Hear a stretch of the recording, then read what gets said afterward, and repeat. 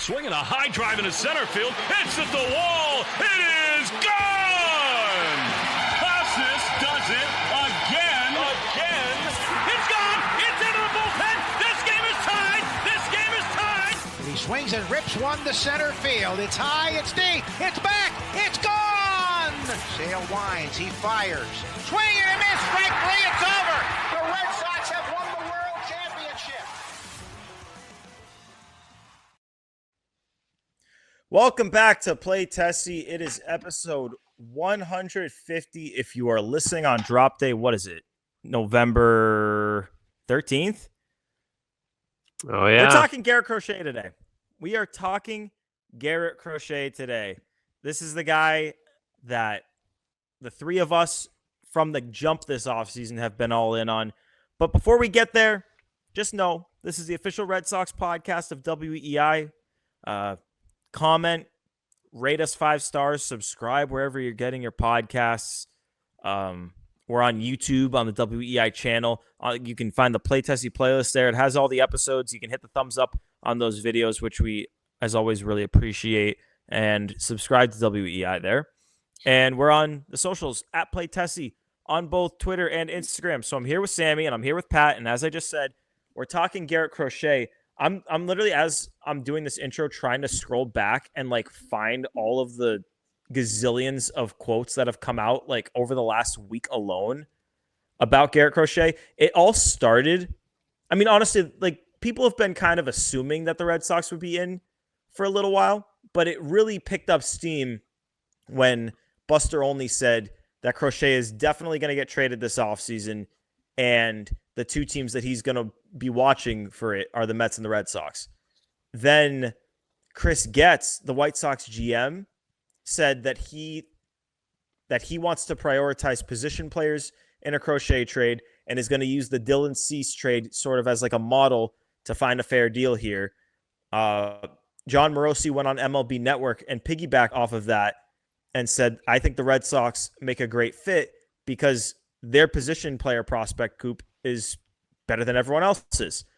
Says it could be like another Chris Sale trade with the White Sox and the Red Sox.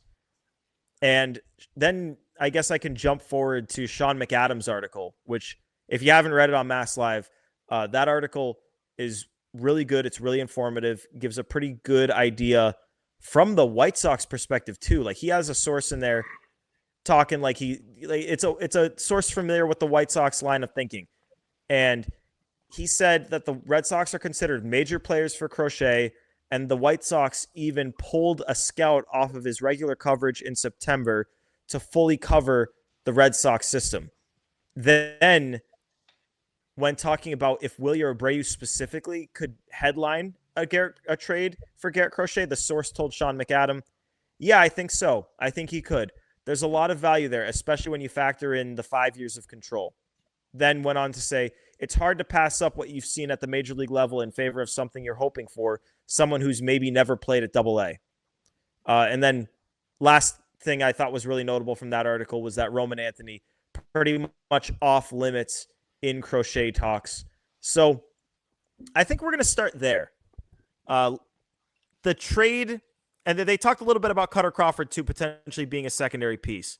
I dabble back and forth on that one just because if the GM comes out and says they're prioritizing position player prospects, does that only apply to the headliner, or does that mean in the trade it's got to be all position players? Like, do you guys think that there would be interest from the White Sox end in Kutter Crawford, or would the Red Sox maybe need to rework a potential package? I think there would be some interest in Kutter Crawford just because he's got a lot of team control and he's young, but I don't think I think it has to be centered around a position player, obviously, but I don't know if Cutter's the right secondary piece. Yeah, they'd be interested in him, but like as the second biggest piece, I think it's more so going to be like a group of prospects because the White Sox they're bad. I don't know if you guys saw last year. They were bad. They lost a lot of games, the most games anyone has ever lost. So I think they're really going to covet the team control. So Wilyer makes sense. Kutter has, correct me if I'm wrong, 1 less year. Okay, so 4. Yeah, 1 less year. So yeah, maybe they'd be interested in him, but I think there's other guys they'd prefer. Pat, what about you? Um, like I think they'd be interested in Cutter because he does have those 4 years. He has been, I mean, he's shown he's number 4 or 5 in a major league rotation. But they have a lot of really good pitching. I don't know if Cutter would be a real get for them. I think I'm more in the lines of, okay, Willier is your quote unquote centerpiece, and then kind of this mishmash of lower high end and mid tier prospects that are position players, maybe a starting pitcher who's years and years away. But Cutter, I don't see them really having a interest in. Well, here's one thing one way you could look at it, because my first thought was, okay, the GM is literally saying they want position player prospects.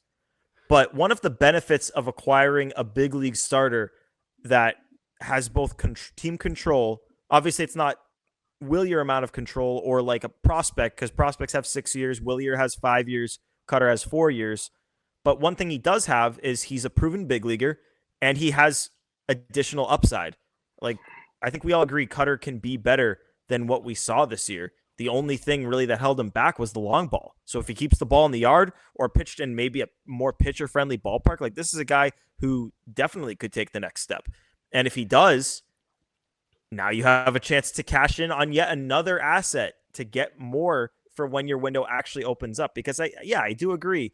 If you get a guy with 4 years of control, they're probably not contending for at least the next 2 years. So does a 4-year guy make a ton of sense? Maybe not.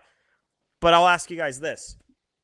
The trade offer that Sean McAdam talked about, Wilyer Abreu, Kutter Crawford, and then a third prospect from kind of like that next tier of guys. And the two names he brought up were, I believe it's pronounced Yastingson Garcia. Yes. The password Garcia or Mikey Romero. But I think the password is a little bit more highly regarded right now. So let's go with him. Wilyer, Cutter, password for Garrett Crochet. Who says no? The White Sox. Come on. Why would the White Sox do that? Look, I like Wilyer, but he's flawed. He can't. Pat talked about it 2 episodes ago. Can't hit lefties, and I kind of poo-pooed that when Pat said that, thinking, "Oh, he's young. Whatever, he'll figure it out." I went back and checked after our recording. He has never hit lefties, not in the minors at all. So, flawed player, good player, but a flawed player. Second piece in the trade, password, good prospect, not a great prospect. Kind of like this is the catcher, right? There's 2 passwords. No. This is the outfielder. Okay, the outfielder. So you're not getting a plus defender or a premium position defender. Good bat. I don't know if that's enough. And then like you throw in guys like Mikey Romero, maybe a lot of injury issues, back issues. That scares guys off. We spoke about Cutter. I think they're going to have to. And then you also have to factor in like there's going to be other teams making plays for Garrett Crochet. This just seems like it's way too low for me. I can't fathom the White Sox taking a deal like that. I think they'd hang on to him and trade him at the deadline before they accepted that. Pat, I want to get your take on this, but I want to play devil's advocate for Sammy a little bit here. I think one of the benefits of Wilyer being on a team like the White Sox is they can just throw him out there every day. He can, like with the Red Sox, if they're trying to win the division, it is going to be hard to play Wilyer Abreu against lefties, even if he's a Gold Glove right fielder. He just, as you said, he's just never done it. But and so then, what? Like that's not enough to swing a trade for. We're talking about a Garrett Crochet who, in my opinion, I'd say he's going to be like a top 10, 15 starting pitcher in Major League Baseball next year. This is a horse. I agree. I agree. I think he's going to be that too.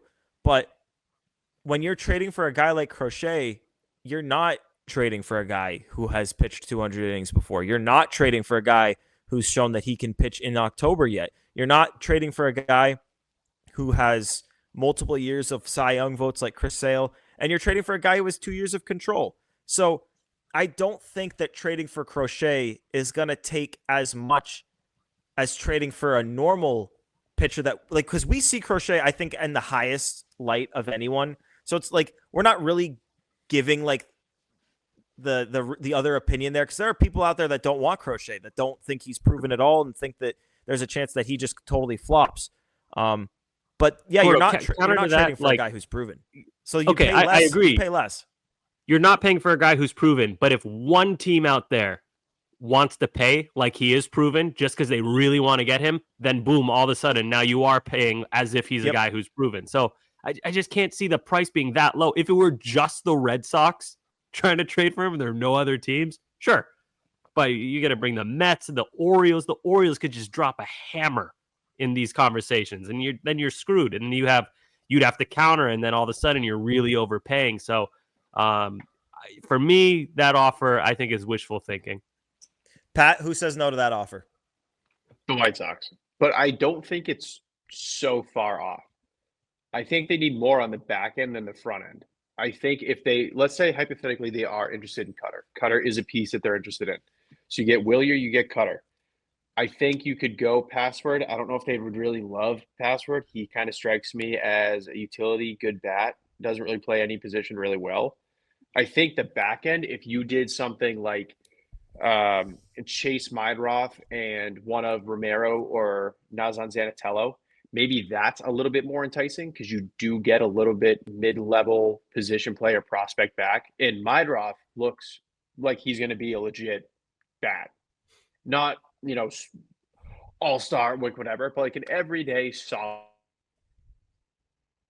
major league player. Kind of like Wilyer looked like when we got him for Christian Vasquez. I think that on the back end makes it a little bit more enticing, and that's like the floor of Crochet talks. Like that's where I would start the talks, because like Sammy said, all it takes is the Dodgers, the Orioles, the Cubs, one of those teams to jump in to really gun up that price. But once the price goes up, the Sox can offer the most pretty comfortably. It's whether or not they think it's a humongous overpay to match those offers. Yeah, and we're gonna get into the Big Four's potential involvement in this. One thing I will say before giving my answer to that is that on their podcast, Sean McAdams sounded weirdly pretty confident that that offer would get it done. I'm on your guys' boat there. I don't think it's that far off, but I think unless the third piece in the trade is a little bit higher, a little bit bigger of a deal than the Password, if they're looking for position players, I just don't know if you're getting enough in that regard in this deal. But if it was Wilyer Abreu, Kutter Crawford, and Yoel Cespedes, yeah, I think they do it. I don't think they're getting a better offer than that. I think if you compare that trade to the Dylan Cease trade, it blows it out of the water. So if that's what they're basing it off of, yeah, I think they do it. And honestly, unless one of these other competitors trades their star prospect, I don't think anyone's topping it. See, I can't imagine a team not offering something crazy for a kid like this at 25 years old. Plus, he wants to be extended. Plus, he's already got 2 extra years of team control. So you got flexibility for the first 2 years, assuming that the contract kicks in after that. I think, can I give a counter? Like what I think it's going to be, or are we holding on? Yeah. No, okay. I want to do the same. Okay. Yeah, give me a counter. Does it involve the lowest? Say it again. Does it involve the Big Four? No. Okay, then go ahead. This is the absolute lowest I think that the Red Sox could get Crochet for. Wilyer Abreu, Franklin Arias, 95th ranked prospect in Major League Baseball, Password, and Romero. And then maybe instead of one of those 2 prospects, if they would rather Luis Perales, if they really like the upside and don't mind the injury, switch him in for one of them. But I think it's going to be something like that. Abreu, Arias, Password, Romero. It's interesting, and Sammy. Keep in mind, like small market teams, like the White Sox, the A's, the Rockies, when they trade away major league talent, they often go for the quantity over quality because they're small market. So they just want 1 or 2 of these guys to hit rather than like the big shot prospect. Because if that big shot prospect doesn't hit, then they're screwed because they don't spend money. It's the only way they get talent. So I don't hate a smattering of upper mid-tier prospects rather than one big prospect. I think that idea is fine. but it's going to be something like what I just said. Like, it's going to cost a lot. You know, Sammy, it's interesting. I actually think that Abreu Kutter password is more than the deal that you proposed. I kind of do too, but I don't think it fits what the White Sox are doing as well. Maybe, but I don't know. You're getting multiple big leaguers, both with a ton of control, both proven. Like, if you're like, the main thing there was you basically added Romero to it and then swapped Kutter for Arias. To me, I think Kutter is more valuable than Arias and Romero. Like, if the Red Sox traded Kutter, you would want them to get more than a fringe top 100 prospect if they were selling. You think you could trade Kutter Crawford right now for a top 100 prospect? Arias is 95th. I think you could. I think you could. He's already a mid-rotation starter with 4 years of control with upside for more. Proven big leaguer. But this is my point, Gordo. We're debating which one's more valuable. And if it's close, I think the White Sox would prefer the prospect. Plus, like we said, that's not what Sean McAdams' source said, though. Sean McAdams' source said big leaguers, like, you want the proven commodity over the guy who hasn't played in Double-A yet, and that to me screams Arias. Like, Arias is all potential, very little proven stateside yet. Like, we have barely seen him. They also the White Sox last year, they signed Eric Fetty, who former major league pitcher, but he went on to come back from Korea, I believe. They signed him knowing they were going to suck, and then they flipped him at the deadline. So they could be doing that with Kutter Crawford as well, something we didn't mention. I like that comp. I like that idea. Pat, you said you were going to rework something too? Yeah. Let's hear it. I think Wilyer, Arias, Blaze, and one of David Hamilton or Nick Sogard. Ooh, David Hamilton. I didn't even think of him. That's a good one. I was just thinking about him too. I want to send him to the Giants. We'll talk about that in another Who Says No. But yeah, David Hamilton is definitely a guy who, as a left-handed middle infielder, could be on the chopping block this year, and not in terms of like a DFA or anything, because he's a good player, but in terms of trading. Pat, I think that might be an overpay by the Red Sox. That said, I would still do it. If we're doing Who Says No, I would not say no if I'm the Red Sox, and I certainly wouldn't say no to that if I'm the White Sox, because I'm comfortable overpaying for the guy. I believe in the guy. Like, I think there's two different discussions to be had. There's, would you overpay for him? And there's, would you trade a big four prospect for him? First, Sammy, would you say no to the deal that Pat proposed? So who is it? Give me the deal again. I have so many names in my head. Wilyer, Hamilton, Arias, Cespedes or Blaze, one of those two. Yeah, of course. I mean, come on. Can you imagine turning down Garrett Crochet because you have a few guys in single A that you think might be something in 4 or 5 years from now? Fuck that, dude. Yeah, absolutely. That's a yes from me. Yeah. Okay. So we're all on the same page there, but now let's make it a little bit more difficult. Is there a world where you would trade someone in the big four? So that's Roman Anthony, Marcelo Meyer, Christian Campbell, Kyle Teal. Is there a world where you would trade one of those guys in a deal for Garrett Crochet? I would trade Meyer or Teal. I don't think I would be able to after the season that Christian Campbell just had and the season that Roman Anthony just had. These aren't guys like I just mentioned who are in single A who we think might be something a few years from now. These are guys who are on the verge of becoming major league ball players and are hopefully going to be with the Red Sox for a long, long, long time. So at that point, I would just say, like, look, love Crochet.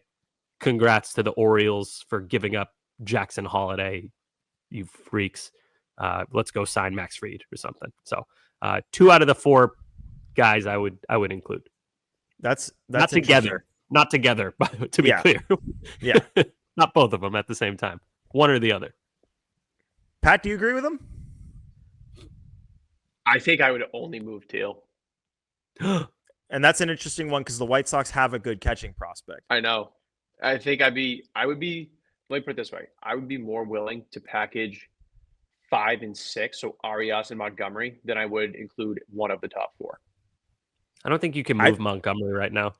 I think I agree with you on that, Pat, but I agree with both of you. I would sooner do that, but at the same time, I don't think teams are going to be super eager to make Braden Montgomery the centerpiece of a trade when you've never seen him play any pro ball. But you know what sucks is I've been obsessed with this idea, the Garrett Crochet deal, if you haven't noticed. yeah, But I've been looking at the White Sox roster. There's nobody on that roster that you can be like, okay, if they add in this guy as well, then I'll do it. It's literally just Crochet and then Robert, whatever, who had an awful 2024, like hellaciously bad 2024. So that's my answer. That's my answer, Sammy. Okay, my say, answer. if you believe in Luis Robert, then a little bit different. But like, I don't know. I don't want that guy to be. I don't want him to be the straw that breaks the camel's back. Because what if he's still hurt? What if he's not the same guy we thought he was when he was playing a few years ago, and he's trending down now, and his defense is going bad? He's nearing 30. Like, It's interesting. So I wanna focus on Marcelo Meyer just because like we've heard that the White Sox like him, and I don't necessarily think that Teal would be on the forefront of the radar, but I do think Marcelo Meyer is. I would feel uncomfortable dealing Marcelo Meyer for Garrett Crochet without an extension either in place or the idea of that, like, or just at least a good idea that it's going to happen. Like, you've talked to him and it's like, yeah, maybe you don't have an agreement, but like he wants to get something done. We want to get something done. But if it were in a deal for Crochet and Luis Robert, whose deal is $15 million this year and then 2 straight years of $20 million team options, that's a guy who you could make him the left fielder, Duran the center fielder, Anthony the right fielder, or maybe it's Anthony the left fielder, Duran the center fielder, Robert the right fielder, and Cedon Rafael as the utility guy. Like, that transforms your offense if you get the Luis Robert that he showed he could be a couple of years ago. So if you could get both him and Crochet, like, yeah, man, I would do it. I would. Wouldn't you just put Robert, a guy with massive injury risk, and the defense took a big step back in 2024? Wouldn't you just put him in that O'Neal spot where he's mostly the DH, but he'll play a little bit of left field, a little bit of right field? Like, I feel like that's probably the safer bit. And then you keep that defense in center with Rafaela. I don't know.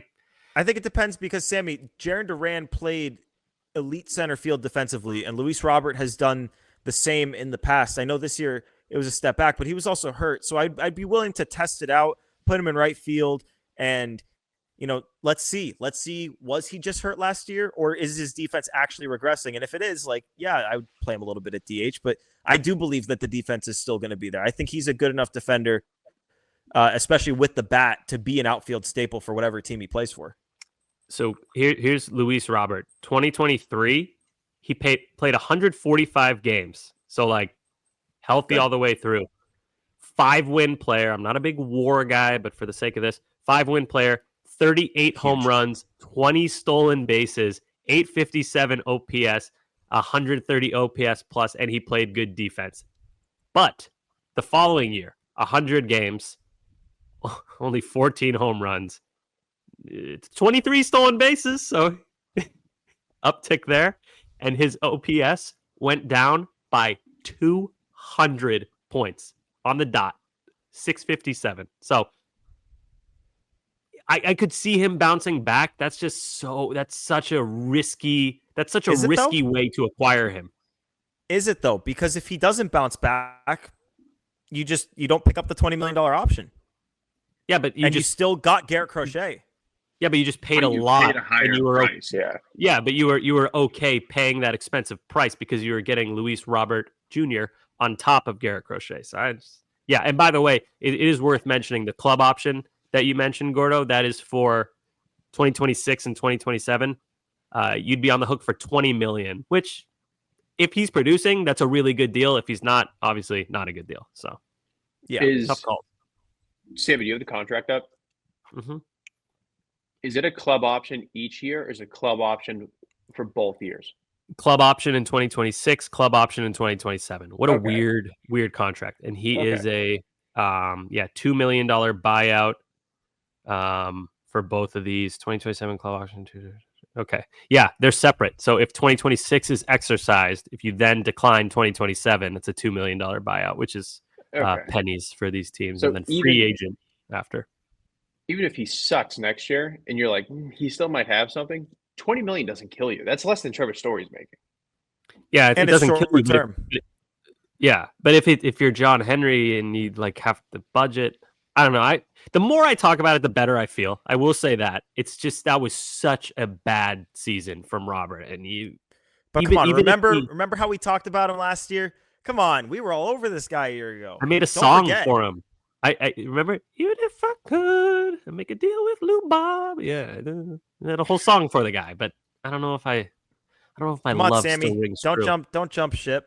Dude, Don't there's jump something ship. about acquiring players from the White Sox that I like Chris Sale, Crochet, Lou Bob. I'm always talking. I always want to pillage the White Sox.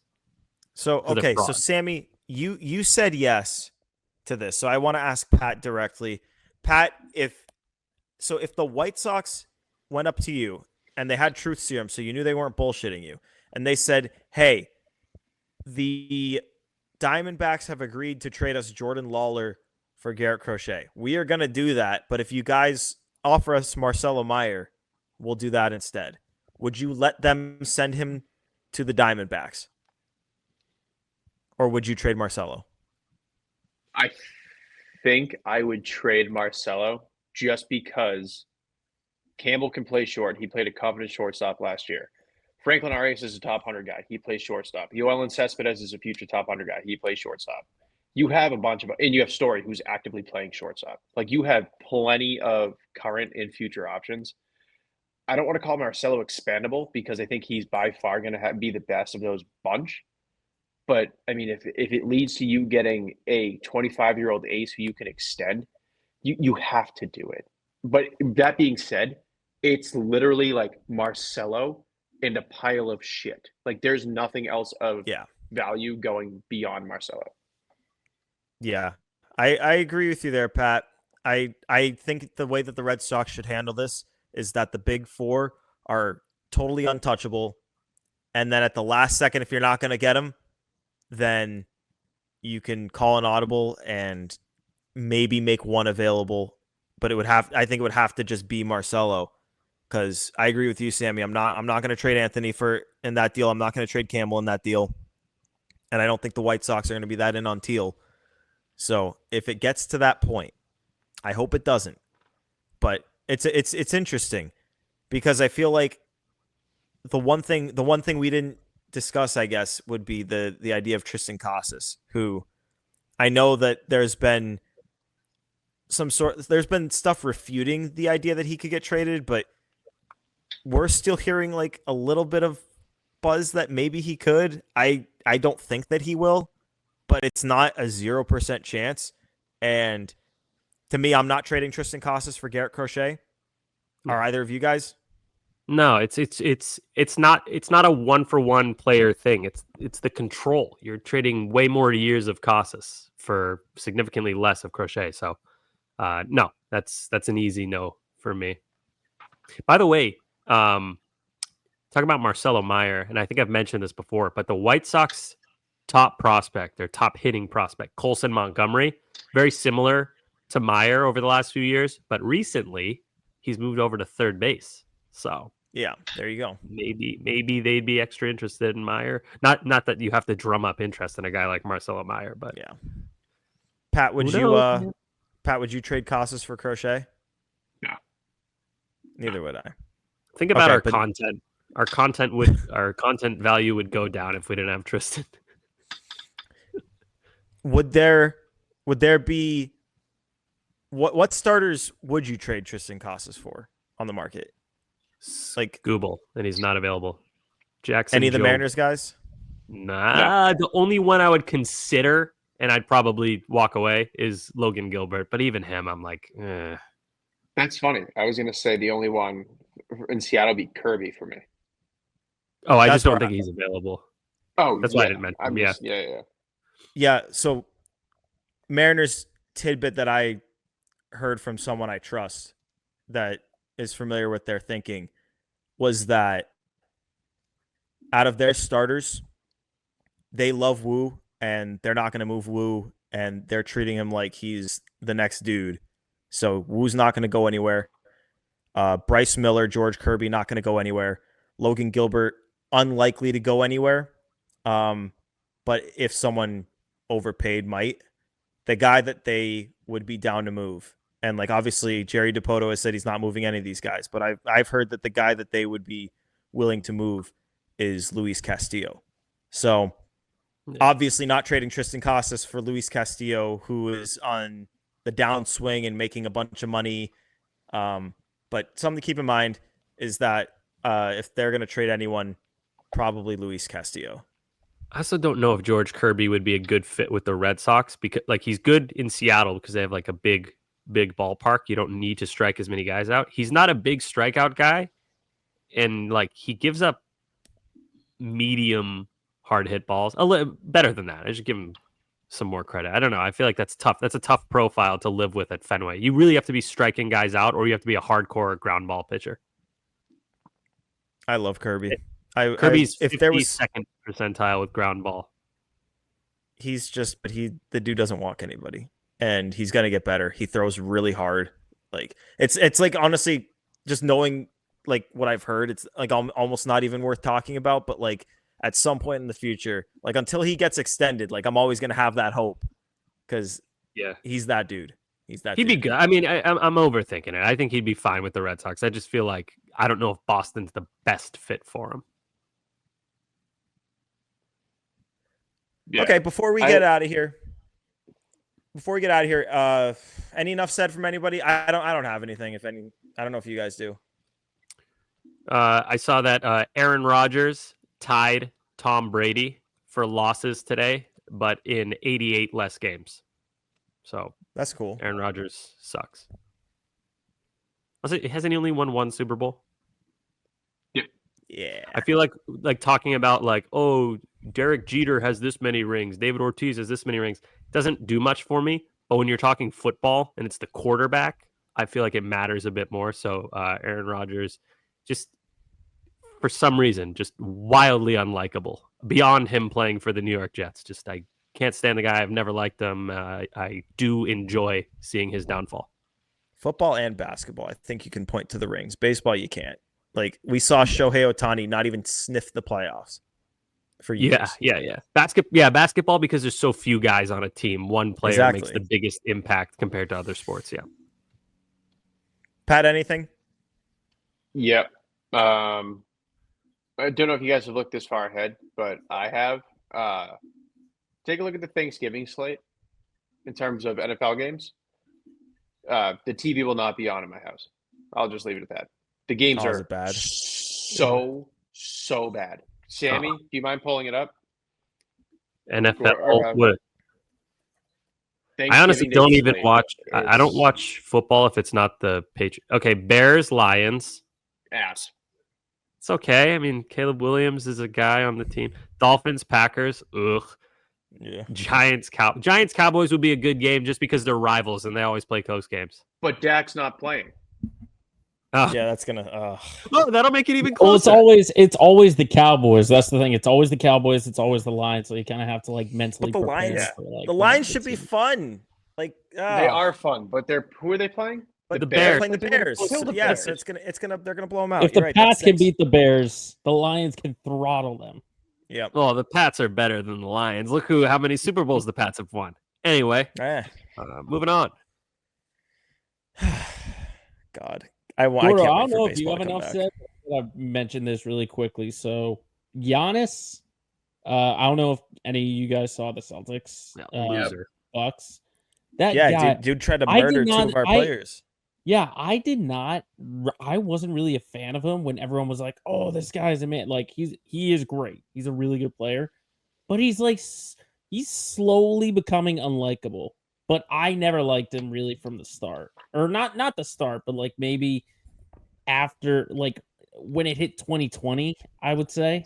I think I just didn't like him. Just something about him rubbed me the wrong way. Well, he freaking elbowed Jalen in the face on Sunday, and then stuck his foot under Tatum and twisted his ankle. Also did the fake high five thing to Jalen. So yeah, I mean, I've always been a Giannis guy, but like he's a rival, so you gotta You got to go at them. The Celtics always beat them, so it is what it is.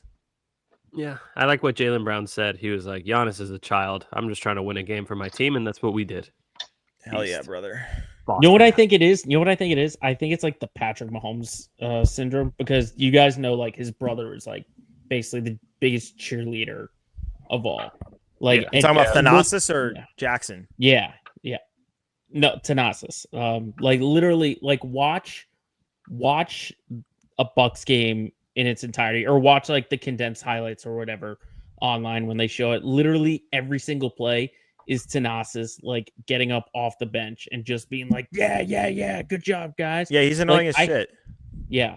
So I think part of that relays into my hatred for Giannis. So Joe hates Giannis. Well, too bad you're not going to see him in the playoffs this year because they never win any games. Doc Rivers is their head coach for now. Hey, I will gladly take them not being in the playoffs. Over What a terrible move. Now they're all docking up with Doc, and it's not going to work. But... Yeah. All right, that's enough for me. Yeah, good episode, guys. We anything else before we wrap? Yeah, I can't wait for Garrett Crochet's debut, but I don't know what number he's going to wear because 45 is retired and 54, if you flip it, is already taken by Lucas Giolito. So what number is Garrett Crochet going to wear for the Red Sox? I vote 35. Just go down by one notch on the left. I vote 40. What was Pavetta's number? Was Pavetta 43? 37. 47. 37. Okay, he can take Pavetta's number. He can be 37. Actually, Pavetta might come back. So I don't want that. What if give him 99? Oh no, Guerrero's got 99. Oh well, 35 is a cool number. It's like multiple of 5. It's cool. Divisible by 5. 35. He can be 35. Multiple. What was Pablo Reyes' number? He could take that. 19. Ooh. Oh, okay, 19. that works. The last Sammy, you need ace help. pitcher they traded for. Yeah. Yeah. The last ace pitcher they traded for that wore number 19 for the Sox ended up turning out pretty good. So I'll take that. Josh Beckett. Bang. But he wore number 21 on the Marlins. Okay. Right, Now we're done. We're done. Help. Thanks for tuning in to episode 150 of Play Tessie. Remember to like, rate, subscribe, rate us 5 stars, subscribe wherever you get your podcasts. Leave us a comment. Tell us your trade packages for Garrett Crochet. Whether you would say yes or no as the Red Sox to any of the proposals we discussed today. Leave it in the comment section or hit us up on Twitter. We're on YouTube as well on the WEI page. We got a Play Tessie playlist there, so you can check out our videos there. Hit the thumbs up, subscribe to WEI, and as always, find us on the socials at Play Tessie and on Twitter and Instagram at Play Tessie. God, I'm tired.